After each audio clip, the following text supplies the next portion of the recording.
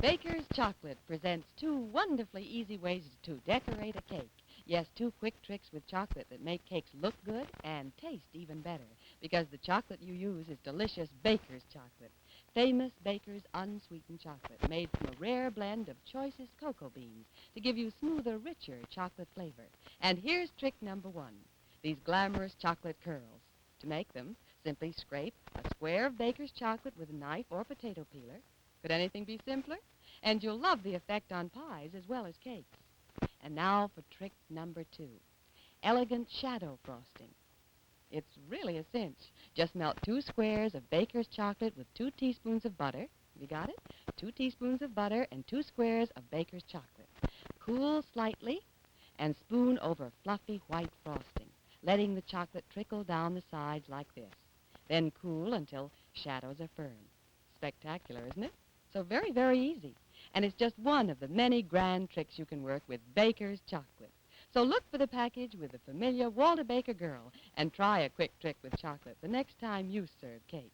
See if you don't agree. Chocolate makes it good, but Baker's makes it best.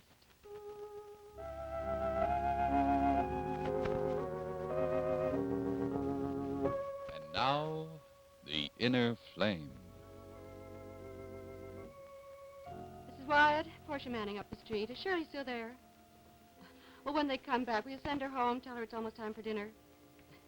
Yes, I know they can't be bothered with trifles like that, can they? Thank you, Mrs. Wyatt. Did you get any more sleep, Walter? Not after Murray dropped in. Portia? There's something eating you. Now's the time to talk about it before the kids get back. I want to know what you think about where I took Dory last night.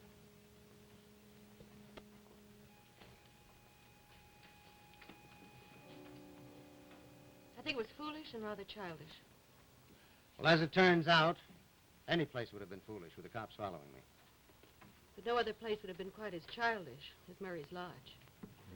An act of vengeance, wasn't it, Walter? Getting even when there was nothing in the world to get even about. So you have told me.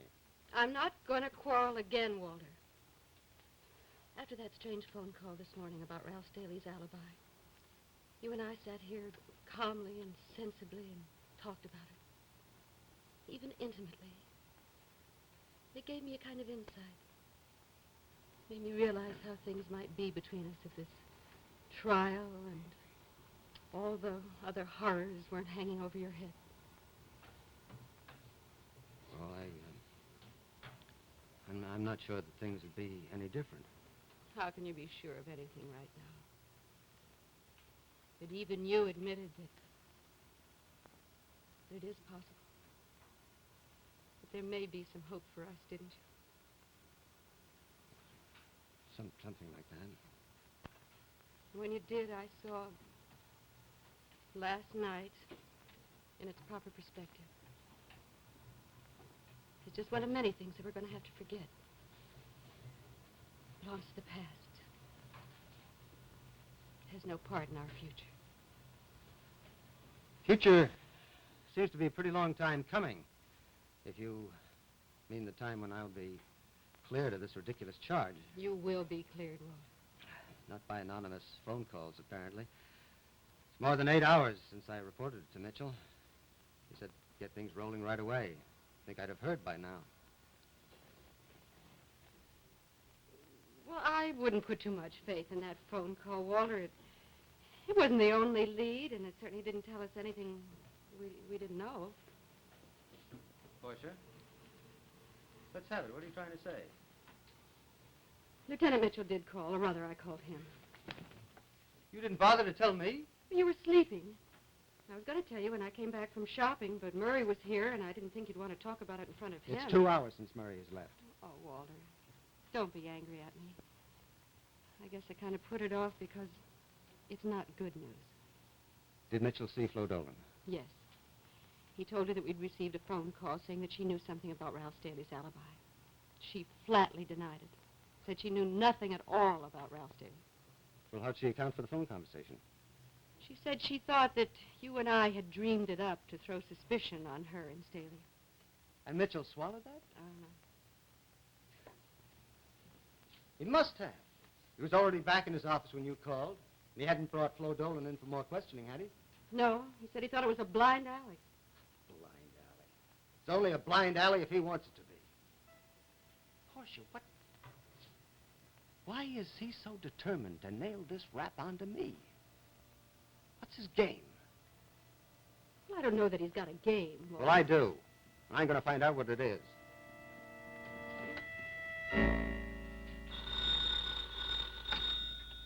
Mitchell. So you're still there, huh? Well, stay there. This is Walter Manning. I'll be right down.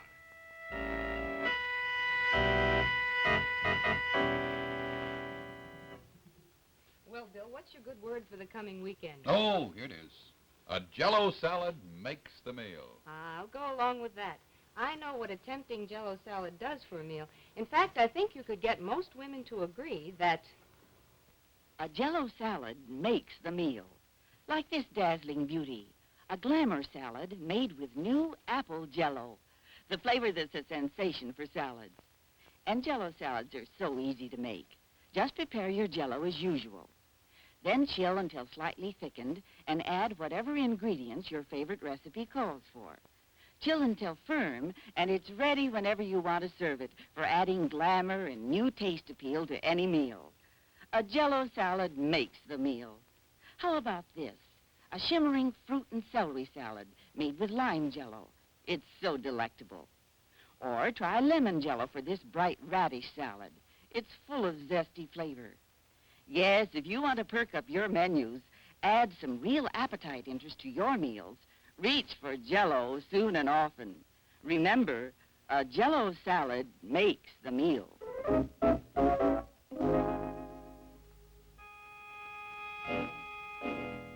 So you ask Flo Dolan half a dozen questions, she answers with half a dozen lies, and you give up. I don't believe I told your wife I was giving up. You didn't have to tell her. It was obvious by what you said. But maybe I didn't make myself clear. As a matter of fact, I've spent the whole day on that phone call. Talked to both Staley and Harriet Gower after I spoke to your wife. And I suppose they were blind alleys, too. So far, yes. Staley stands by his story that he was in his apartment with Miss Gower the time Lawler was killed. And Miss Gower backs him up. And they couldn't be lying. I'm the only one who's lying, my wife and I. We made up that story about the phone call. That was Mrs. Dolan's opinion. Sure. And how could you doubt her? Very easily. It's my guess she made the call herself. What? From your wife's description of the caller's voice and speech, it figures. Why would she call me? Staley's alibi may be phony. Mrs. Dolan may know it. Maybe she was putting the heat on him, urging you to come and ask her questions, so Staley would pay her to give the right answers. If you think that, what am I doing under indictment? I don't see the connection. Didn't you just say the sailor's alibi was phony? I said it could be. That's quite a difference from saying that Staley killed Lawler. Double talk. I'm giving it to you the way I see it, just a theory to explain the phone call. Maybe Staley's alibi won't stand up. Didn't kill Lawler, but he couldn't prove that he didn't. So he got panicky, made a deal with Gower. But Mrs. Dolan heard about the deal. Was trying to cash in on it. A simple, logical explanation. And it still leaves you guilty. Which is exactly what you want, isn't it, Mitchell? My wishes don't have anything to do with this. You're a liar. Your wishes have everything to do with it. I'm under indictment for one reason. Because you want it that way. At ease, Manning. Now, you're counting on some kind of a payoff once you get me behind bars. I want to know what that is. And if you're any kind of a man at all, you'll tell me. If I were any kind of a man, I'd knock you down. I'm trying to remember your age. Something which I hope you'll try to remember. What's that supposed to mean? I was thinking of last night. I suppose you know one of my men was tailing you. The report he turned in suggests that you forgot your age. Aren't you forgetting something, Mitchell? That you're an impersonal officer of the law? You seem willing to put this on a personal basis. Okay, let's both put it on a personal basis right now. You forgot something else last night. What? Mrs. Lawler's reputation. When you took her to Slater's Lodge at 1 o'clock in the morning, you threw that out the window. What has this got to do with you? I received a call from Mrs. Lawler's brother. Both he and Mrs. Lawler asked me to destroy the report. I told him I'd think about it. Well, have you made your decision? It depends largely on you. It means a sacrifice of principle. You see, I'm not in the habit of destroying evidence. I never have. But I think maybe I might do it this time. I might make that sacrifice, if you'll make one too. What kind of sacrifice am I to make? I'll throw away the report about what happened last night, if you'll guarantee me that no such thing will ever happen again. That way we'll both be protecting Mrs. Lawler. Thanks for telling me what I wanted to know. That's your payoff. You're in love with Dory.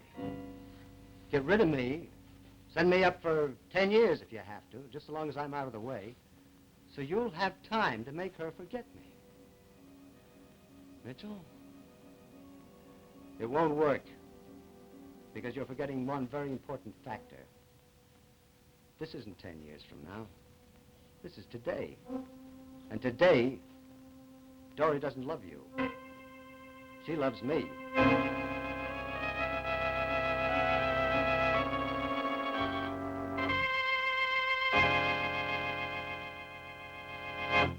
Life can get pretty sad when you're fishing for a really different dessert. Seems like you've tried just about everything except Jello chocolate tapioca, the different dessert that's so delicious, too. Each bite full of rich, creamy chocolate tapioca flavor. And look, a large bowl like this takes only 5 quick minutes to prepare. So easy for Mother, and so nourishing for the children. Serve a delicious Jello chocolate tapioca dessert today. Try vanilla and orange coconut, too. 3 distinctive flavors. Jello tapioca.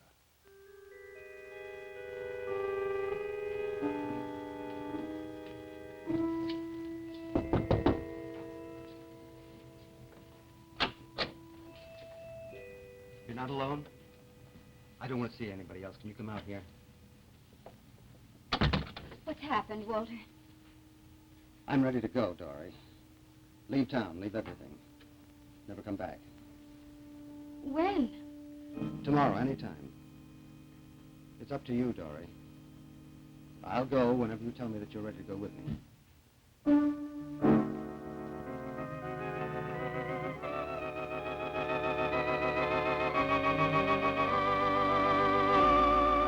The Inner Flame, brought to you today by Jello, America's favorite gelatin dessert, and Baker's Chocolate, the favorite of the finest cooks for nearly 200 years.